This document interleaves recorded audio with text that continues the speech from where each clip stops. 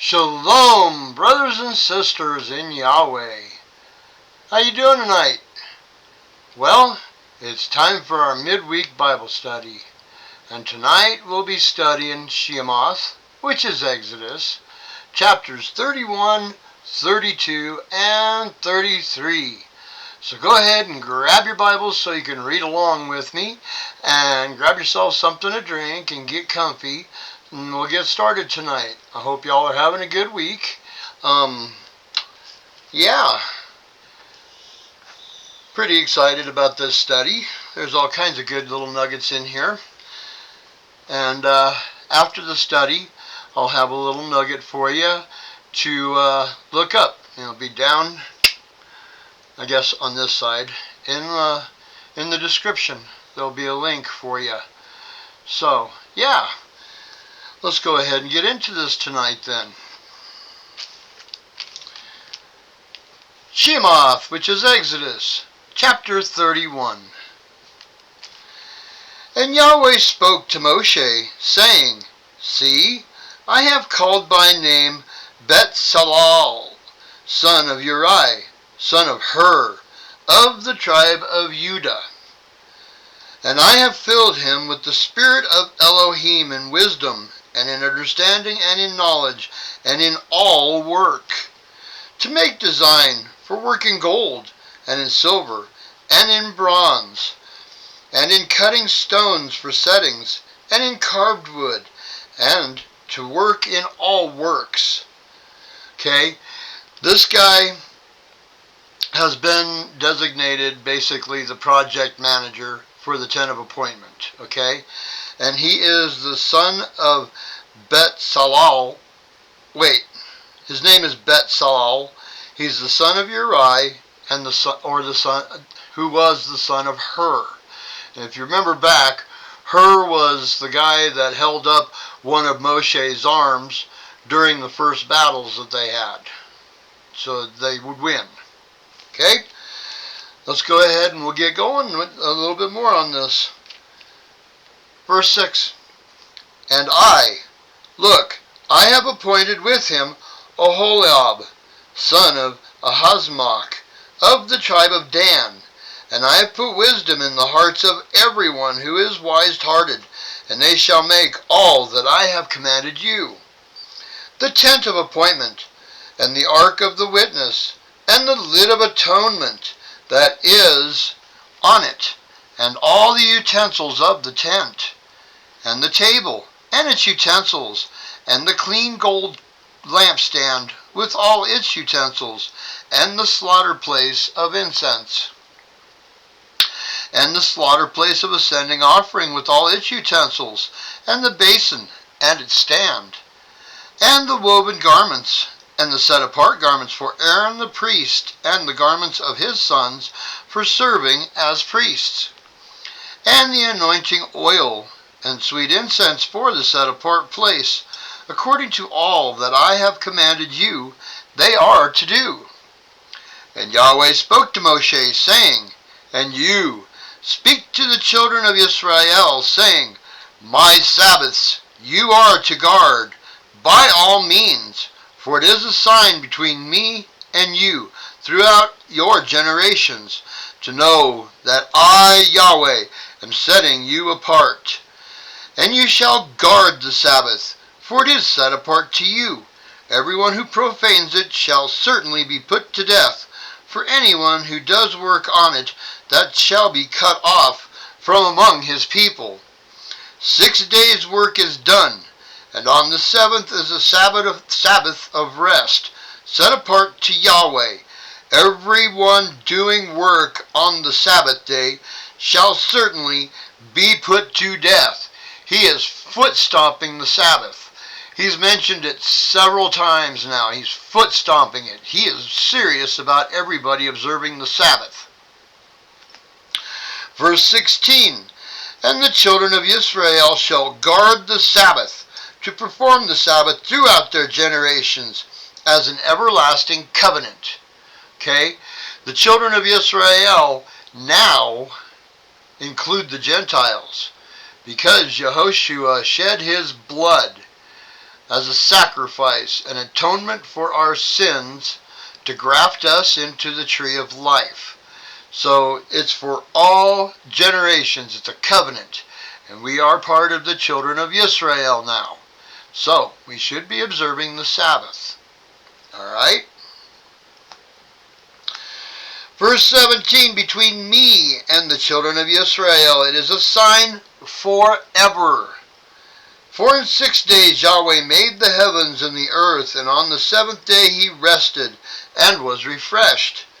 And when he had ended speaking with Moshe, on Mount Sinai, he gave Moshe 2 tablets of the witness, tables of stone, written with the finger of Elohim. Chapter 32.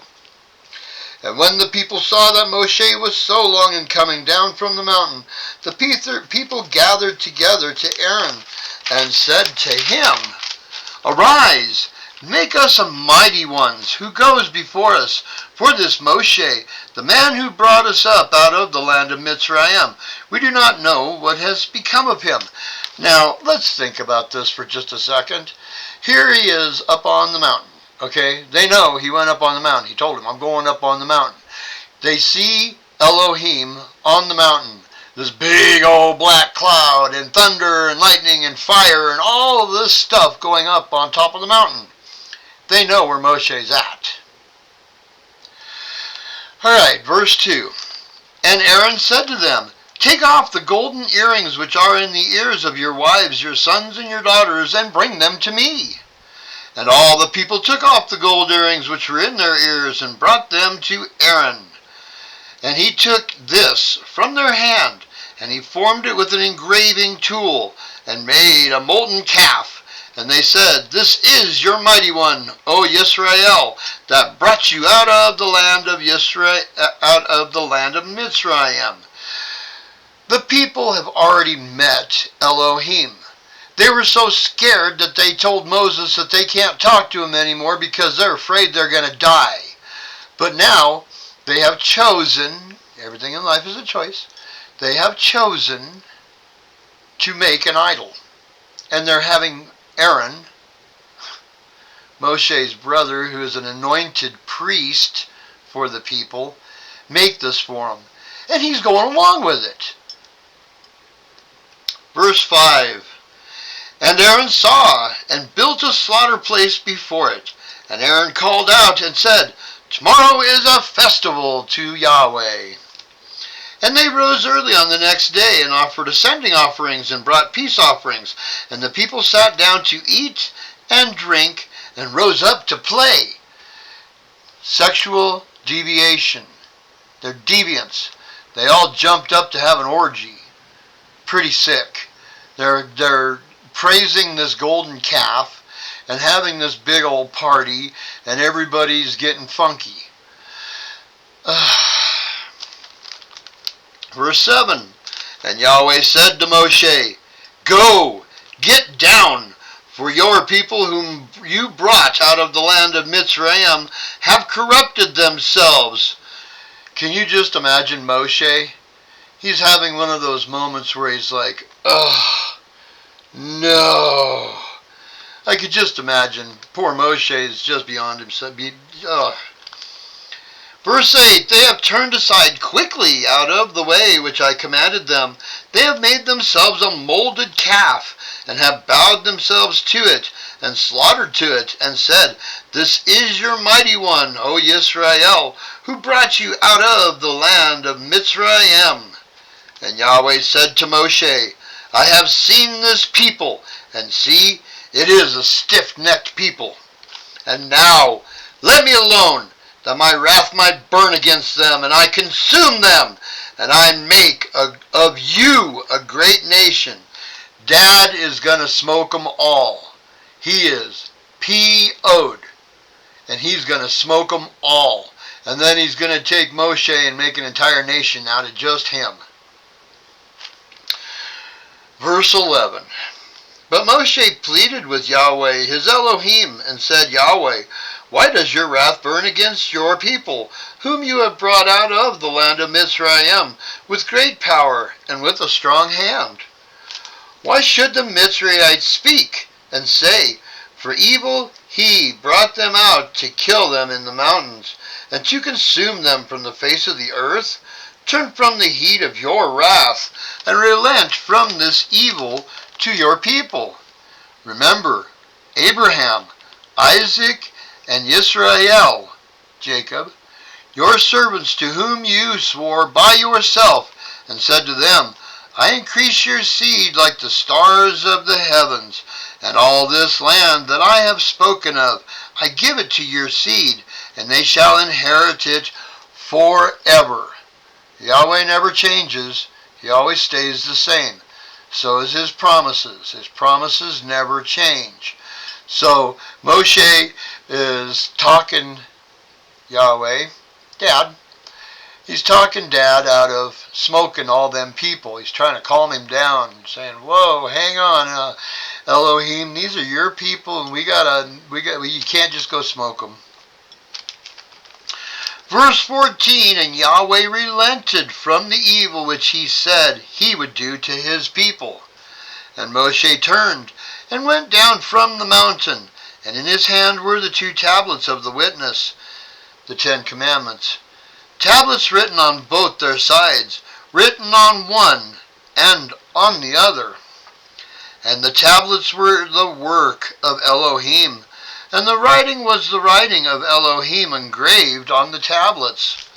And Joshua heard the noise of the people as they shouted, and he said to Moshe, a noise of battle is in the camp. But he said, Moshe, it is not the sound of those who shout of might, nor is it the sound of those who cry out in weakness, but the sound of singing that I hear. And it came to be, as soon as he came near the camp, that he saw the calf and the dancing. And Moshe's displeasure burned, and he threw the tablets out of his hands, and broke them at the foot of the mountain. And he took the calf which they had made, and burned it in the fire, and ground it into powder, and scattered it on the face of the water, and made the children of Israel drink it. And Moshe said to Aaron, what did this people do to you, that you have brought so great a sin upon them? And Aaron said, do not let the displeasure of my master burn. You know the people, that it is in evil. And they said to me, make us mighty ones who go before us. For this Moshe, the man who brought us out of the land of Mitzrayim, we do not know what has become of him. And I said to them, whoever has gold, let them take it off. And they gave it to me, and I threw it into the fire, and this calf came out. Really, Aaron? Really? You're going to blow smoke like that? And he's supposed to be the high priest. Wow. He dropped the ball is what he did. Verse 25, and Moshe saw that the people were let loose, for Aaron had let them loose, to their shame, among their enemies. And Moshe stood in the entrance of the camp, and said, who is for Yahweh? Come to me. And all the sons of Levi gathered themselves to him. The sons of Levi, the anointed priests. Okay? Aaron and Moshe were of the sons of Levi. Both of their parents were of the bloodlines of Levi. So all the tribe of Levi are Levitic priests. Okay? Verse 27, and he said to them, thus said Yahweh, Elohim of Israel, each one put his sword on his side, pass over to and fro, from gate to gate in the camp, and each one kill his brother, and each one his friend, and each one his relative. And the sons of Levi did according to the word of Moshe. About 3,000 men of the people fell that day.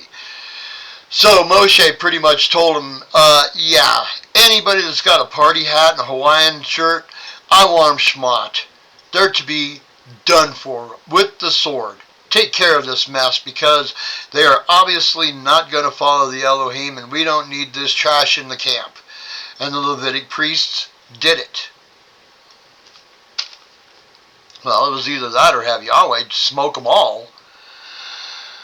Okay, verse 29, and Moshe said, you are ordained for Yahweh today, since each one has been against his son and his brother, so as to bring upon you a blessing today. They have proved themselves to be loyal to the Elohim, to Yahweh, to do his will, and they took care of the problem. I bet it was a pretty bloody mess. They deserved it. They deserved it. Verse 30, and it came to be on the next day that Moshe said to the people, You have sinned a great sin, and now I'm going up to Yahweh, if I might atone for your sin, if I can get Yahweh to forgive you. Verse 31, and Moshe returned to Yahweh and said, Oh, these people have sinned a great sin, and have made for themselves a mighty one of gold. And now, if you, Yahweh, would forgive their sin, but if not, please blot me out of your book, which you have written. And Yahweh said to Moshe, Whoever has sinned against me, I blot him out of my book. Smoked them. They got shmot by the priests, by the Levitic priests doing Yahweh's work. Verse 34, and now go, lead the people to the place which I have spoken to you. See, my messenger, capital M, messenger, Yehoshua, capital M, messenger, another Christophany, goes before you, because he said he ain't going to do it. Yahweh says, I ain't doing it. I ain't going to be around him. I can't be around him or else I'm going to smoke him. So he is sending Yehoshua to do this. And in the day of my visitation I shall visit their sin upon them. And Yahweh plagued the people because they made the calf which Aaron made. Chapter 33. And Yahweh said to Moshe, Come, go up from here, you and the people whom you have brought out of the land of Mitzrayim, to the land of which I swore to Abraham, to Isaac, and to Jacob, saying, To your seed I give it. And I shall send my messenger, capital M, messenger, Yehoshua, before you, and I shall drive out the Canaanite, and the Amorite, and the Hittite, and the Perizzite, and the Hivite, and the Jebusite, to a land flowing with milk and honey. For I do not go up in your midst, because you are a stiff-necked people, lest I consume you on the way. So Yahweh is telling Moshe, I'm sending Yehoshua because I can't even be around him. There's no way I can stand, I just can't even stand the sight of him. Dad's ticked. Dad needs some time to cool off. So he's going to send his capital M messenger, Yehoshua, to lead them in. Verse 4, And when the people heard this evil word, they mourned, and no one put on his ornaments. They didn't get all dressed up and put on their jewelry and all that other. No, they didn't do any of that. Verse 5, And Yahweh said to Moshe, Say to the children of Israel, You are a stiff-necked people. Should I go up in your midst for one moment, I shall consume you.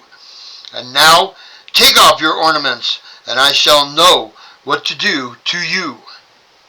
So the children of Israel took off their ornaments at Mount Horeb.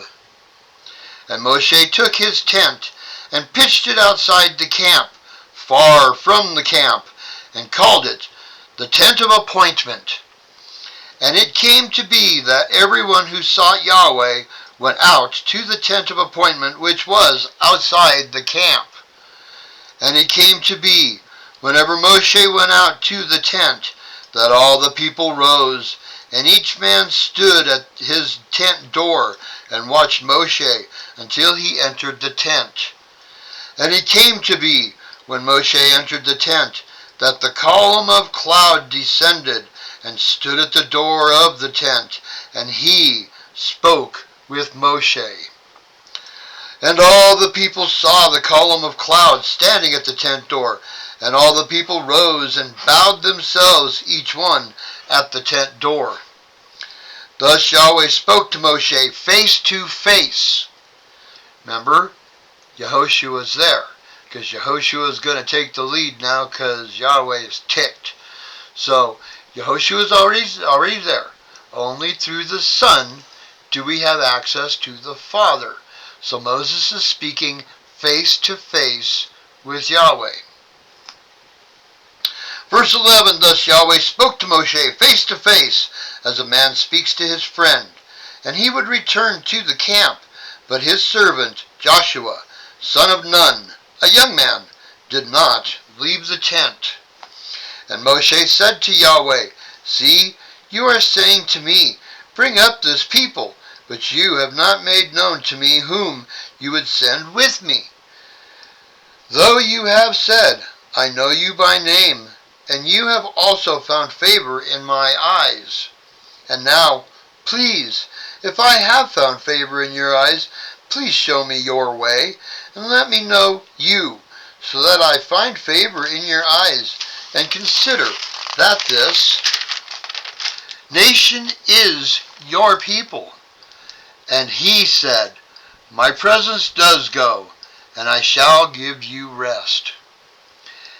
And Moshe said to Yahweh, if your presence is not going, do not lead us up from here.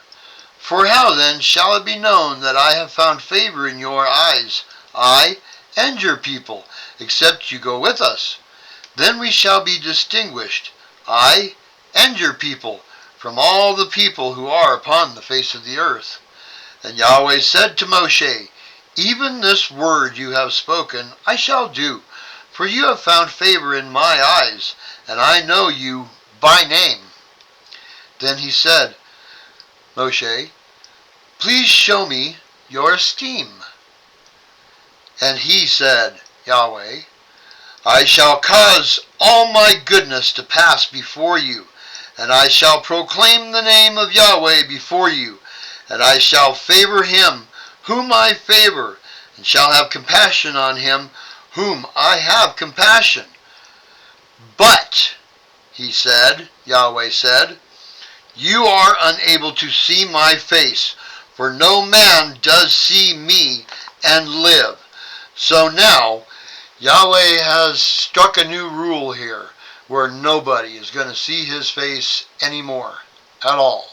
He is chapped, he's sick and tired of it, and he told Moshe, it's been real, it's been fun, but you ain't going to see my face anymore. We're done with this. New rules. Verse 21, and Yahweh said, see, there is a place with me, and you shall stand on the rock. And it shall be, while my esteem passes by, that I shall put you in the cleft of the rock, and cover you with my hand, while I pass by. Then I shall take away my hand, and you shall see my back, but my face shall not be seen. And that's the end of chapter 33. We can see how the relationship with the children of Israel has changed a little bit. First of all, Yahweh's not speaking to them anymore because they said that they didn't want to speak to Yahweh because they're afraid they're going to die. And now Yahweh doesn't even want to speak to Moshe face to face. Shows what sin does. Sin separates us from the Father when we don't follow his law, the Torah. We break his law,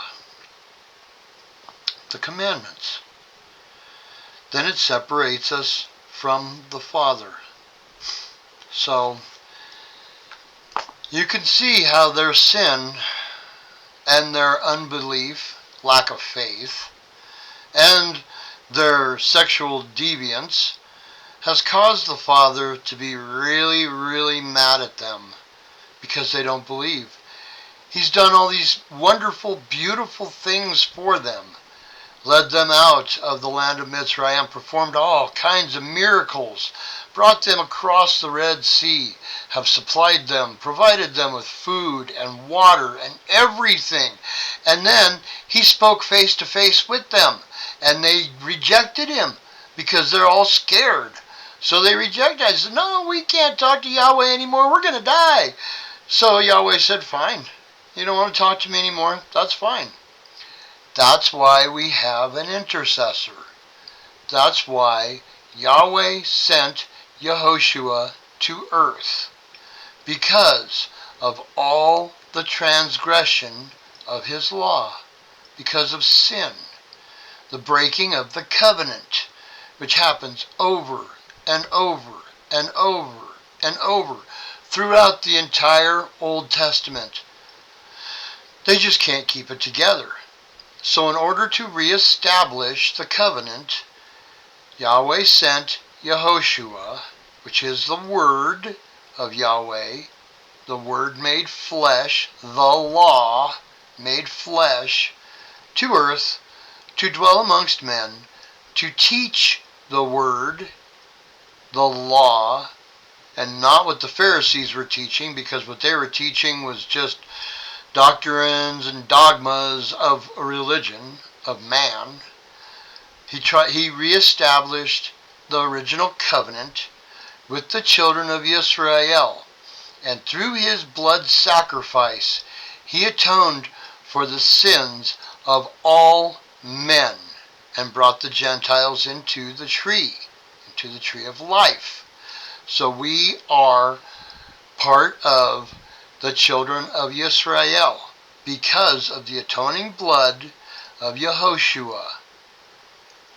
Yehoshua coming to earth was a big deal for everyone.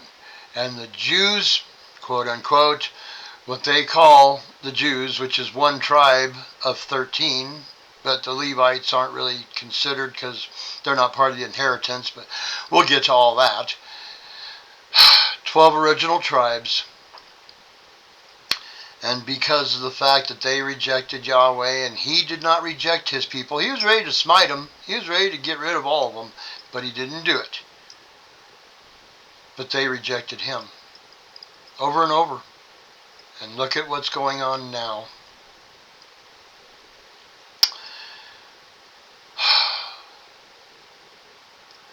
Well, gang, that's all I've got for tonight. I hope you've enjoyed this study, and I hope you're learning, because this is stuff that we need to know. We need to know about that we're supposed to be following Torah. And the Sabbath, which is Saturday, not Sunday. It's not Sun Worshipper Day. That's thanks to the Catholics. Story all its own. If you don't believe me, look it up. Do your own research. Don't believe me.